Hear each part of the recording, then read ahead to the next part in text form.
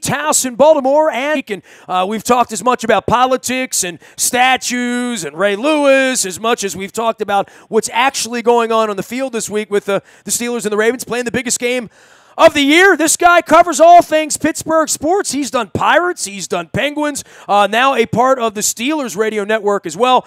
He is not on Twitter, not on social media, but can be found on LinkedIn. We welcome one of our defending champs back from the Steel City now, almost 2 decades there, covering sports. We welcome Rob King back on here in Baltimore. What's going on, Rob? Crazy times all throughout the National Football League and in our country, huh? Yeah, I mean, it's the discussion's moving obviously well beyond sports and into other realms. It's been interesting. We all know what happened. Saw what happened with the Steelers, with Alejandro Villanueva, and that's kind of put them at the center of the storm, and that is something they were trying to avoid by staying in the tunnel. So it's been crazy days, and meanwhile, both the Ravens and the Steelers suffered upset losses that they're licking their wounds about, too, setting up, as you mentioned, a big game on Sunday. Well, and you know, it is a weird week, right? I mean, we were over in London getting our asses kicked at 11 o'clock in the morning, 44-0. You know, players are taking knees. Fans are burning jerseys. Ray Lewis is taking 2 knees and then telling people he was actually praying and that he didn't want to be involved in a political debate. I mean, you know, it's just been an absurd set of circumstances. But once the game gets going, the Ravens have some real problems here without Marshall Yanda, without Brent Urban, without potentially Brandon Williams. I mean, they got freight-trained and looked like a horrific football team over in London on Sunday. Yeah, and the question is, you know, look, I have a tremendous amount of respect for the Ravens. I think the Ravens are like the Patriots, the Colts, the Steelers, a handful of other teams around the NFL. One of the best-run organizations in the league. You know, I always expect them to be, a team that's going to be competing for the AFC North title. But you can't sustain the amount of injuries that they've sustained. I don't think it can still be good. Now, the Patriots did it a few years ago, but the Patriots are kind of a different standard, I think, right now. They've sort of set themselves apart from a lot of other teams. But it is just really, really difficult to sustain that number of losses and quality losses beginning in the off season and continuing on through the season and still be good. You know, meanwhile, the Steelers, that's what made the loss to the Bears so shocking. You know, here's a team that's clearly, trying to, bide their time to get their number 1 draft choice quarterback in play. They signed Mike Glennon. We know his track record. They're extremely banged up. Top 2 receivers out. Offensive line a mess. Best linebacker, their tackling machine out, his backup out, and the Steelers go lay an egg in Chicago. So, both teams have some serious questions right now. The Steelers about rebounding and playing a good, solid game against a team that, let's face it, it's always going to be a competitor. And the Ravens, how do you bounce back from that and all the injuries you've sustained? Rob King does pregame and on the radio network of the Pittsburgh Steelers. He's a sports anchor at Root Sports up in Pittsburgh. He's been doing that for 2 decades, and I don't know that we ever seen anything like this in in fan bases burning team gear and whatnot. And certainly one of Bisciotti's concerns in the Colin Kaepernick situation was how many stakeholders, as he likes to say, which means the people that buy the skyboxes, are connected to the military or connected to the police or connected to military families, which is just about everybody in our country knows someone, lived next to someone, had someone in their family serve in the military here. So, there was grave concern about that financially for Bisciotti 5-6 weeks ago, that we don't want to piss off 70% of our fan base. Well, it just happened now, and where the fallout of that comes in 2 places. But, Rob, you've been there a long time, and I've been here my whole life. I can't think of any place where the brand of a sports franchise is absolutely intertwined with the brand of a city. Maybe the New York Yankees logo, maybe, but the Steelers in Pittsburgh, they are one and the same to me. I find it very hard to believe that people are going to trade in their Steelers fan card when they live in Mount Lebanon or wherever, Yeah, it's going to be really, really interesting to watch. People are angry. I was watching CBS last night, something I rarely do, but I knew there was going to be a story with Pittsburgh and the fans on the show last night. 58% of Americans, according to the poll, dislike the taking a knee during an anthem. The story on CBS had a woman who served saying, "Look, listen, this is what we serve for," and you see some ex-military people saying, "Man, look, this is why we go to battle, to allow Americans to express their freedom." Then you have other people that say, "Absolutely not. The flag is sacrosanct." And so it's become very, very divisive. Shrill comments on both sides. This is not an issue that, it doesn't seem like a lot of people, Nestor, are taking this in stride and saying, "Well, we'll figure it out." There are people taking sides one way or the other. Now, how strongly that will come out this Sunday, not just with the Steelers, but certainly with the Steelers as far as, look, Steelers-Ravens, you expect a sold-out crowd. Will everybody show up? What will the ratings be like around the country? I mean, are people, a lot of people threatening to not watch the NFL anymore, like you mentioned, burning jerseys, that sort of stuff. It'll be very, very interesting to me to see what effect what happened this past weekend, not just with the Steelers, but around the NFL, will affect both attendance and television ratings. Rob, for the Steelers, it's been even more complicated with the Villanueva situation and now Roethlisberger. I've said all week that every coach in this league, every owner in this league has a hell of a management job ahead, where this league is majority men of color, for historically, same as the NBA.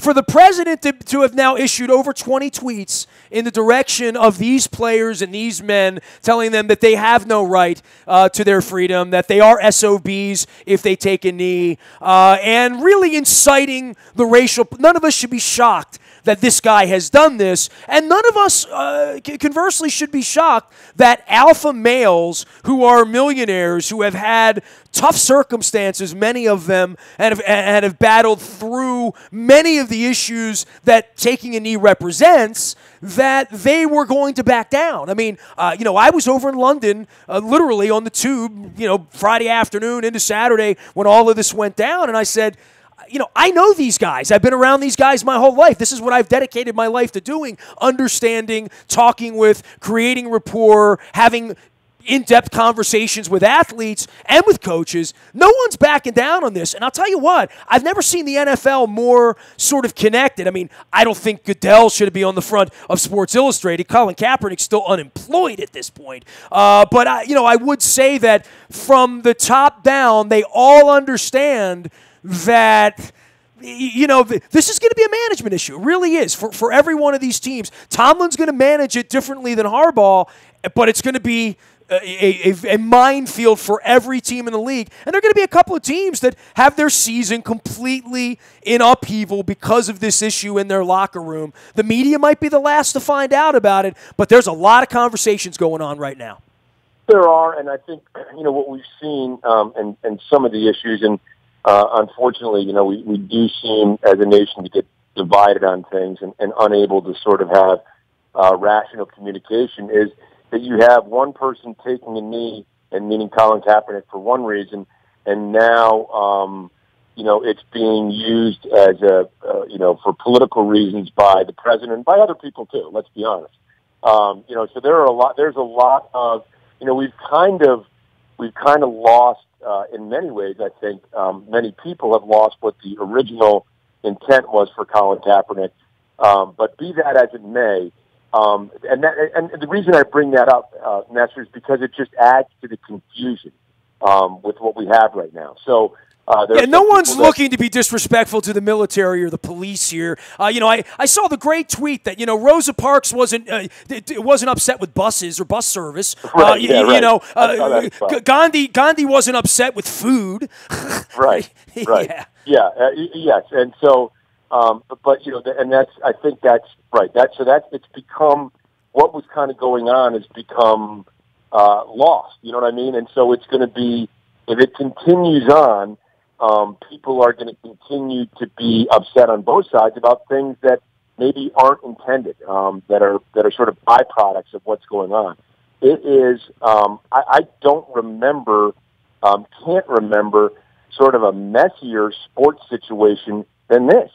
I really can't. It has become intertwined inextricably in fans' minds on both sides of the, with both opinions about what this is all about and what it means going forward, and whether the league is involved, not involved, should be involved, shouldn't be involved. I mean, the league is involved now, but it's to your point, Nestor.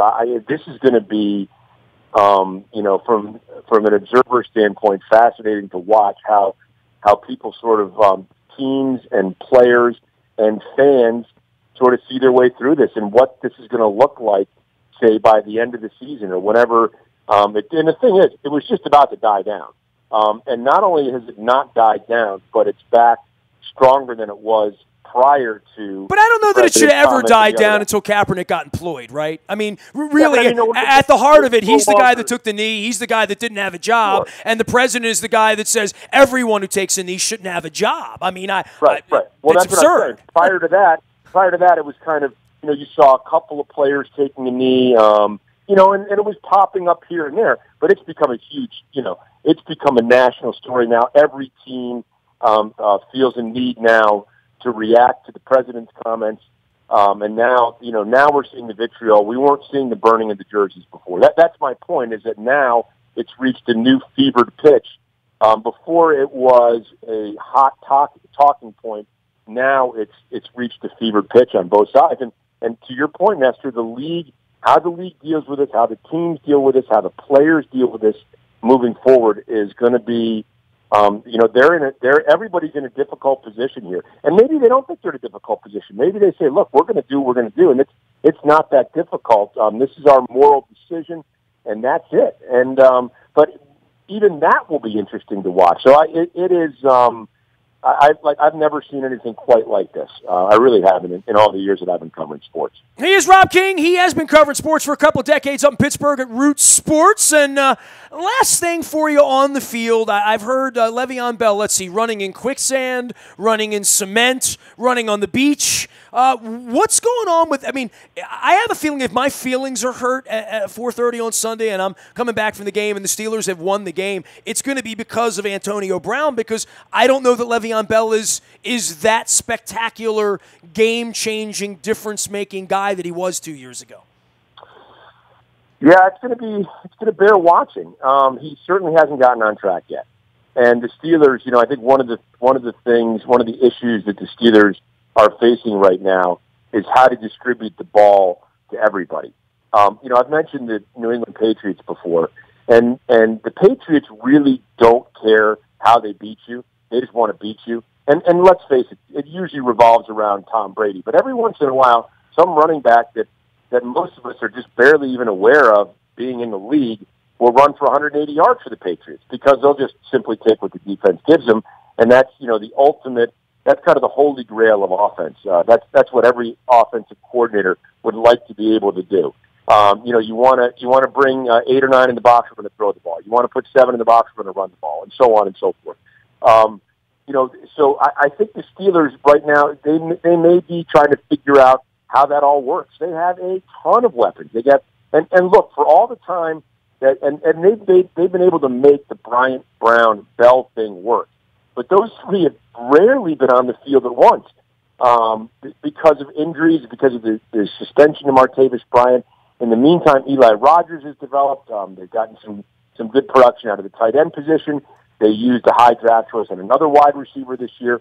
It may be simply a case of them trying to figure out how to distribute things, how to really get that offense going. But all the elements are in place for the offense to be terrific. And I think when that happens, Bell is going to be what he has been when he's been healthy, and that's at the center of it. I just think they're having a little bit of trouble figuring out how to make that all come together.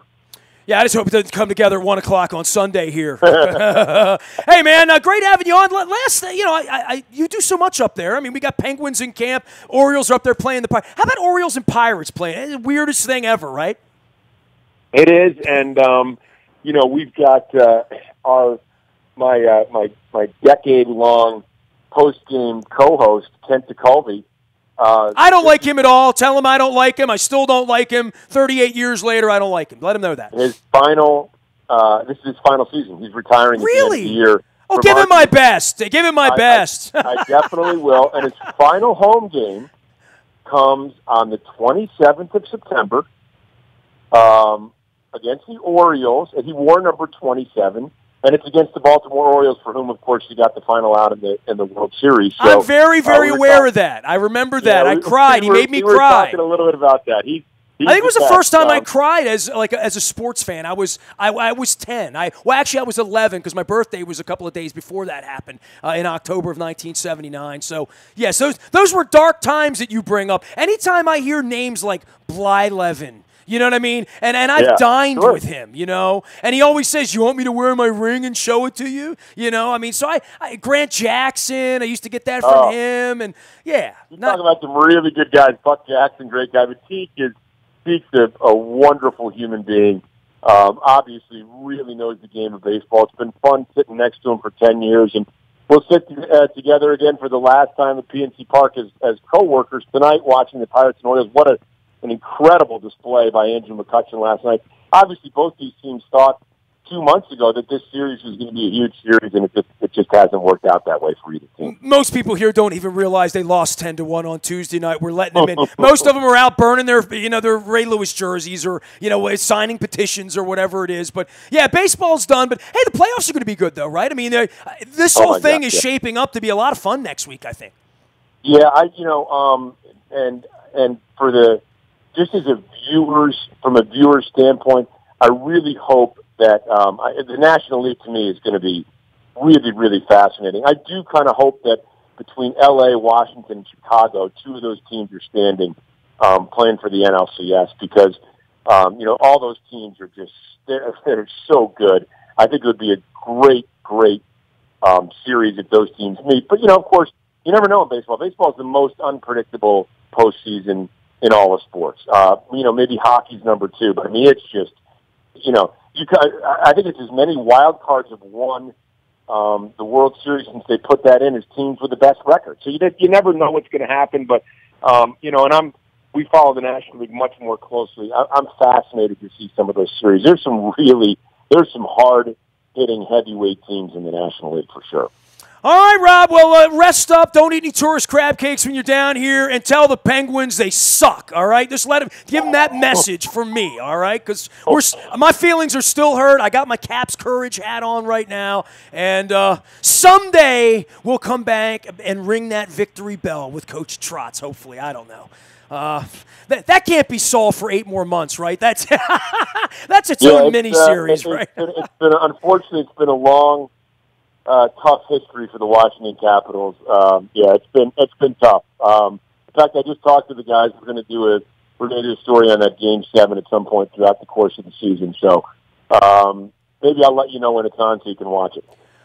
I don't need to see that when, I tell look, I'm dear friends with Mike Tomlin. We went to Game 6 of the playoffs up there in Pittsburgh, sat together. He's got a lot of stones for sitting next to me and my wife in Caps gear, but it was good fun. The dude behind us had a lot of fun with the Alex Ovechkin golf club's fathead that was hanging behind us as well. I remember that. I tell Tomlin all the time, though, and this is true. I said, I've never, ever seen you hold the Lombardi Trophy. I've never watched the post game. I never saw Cowher do it. To me, anytime the Sports Illustrated commercial would come on in January, February, hey, Steelers fans, you've won the championship. Subscribe. I would just turn it off. So it's like it never happened to me. I'm like the majority of Americans. I didn't see that. I don't even know what you're talking about, Understood, man. That's a fan. Tell Kent Tekulve, congratulations on a long, incredible career, and humbly, I take one knee in his honor for kicking our ass in 1979. That I'm still not over it, but I will concede defeat. They won. And to the victor goes the spoils for 4 decades. I'll let him know, Nestor. Thanks, man. Great having you on, Rob. Appreciate you.